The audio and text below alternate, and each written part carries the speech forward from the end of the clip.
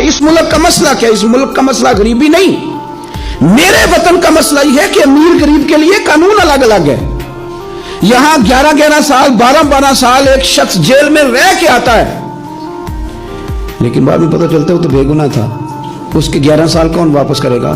उसके 20 साल जिंदगी के जो सलाखों के पीछे कट गए कौन वापस करेगा? और अमीर आदमी वो तो कबल गिरफ्तारी जमानत करा लेता है। उनके पास तो बड़े बड़े इशू हैं, बड़े बड़े वकील हैं, बड़े बड़े डॉक्टरों की उनके पास रिपोर्टें हैं, वो तो सारा कुछ कर सकते हैं, कोई है ही नहीं उनको रोकने वाला।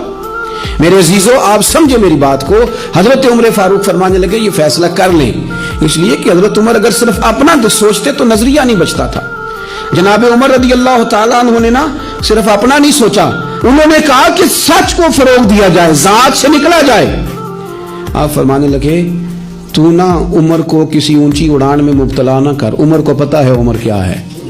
उसे वो दौर याद है जब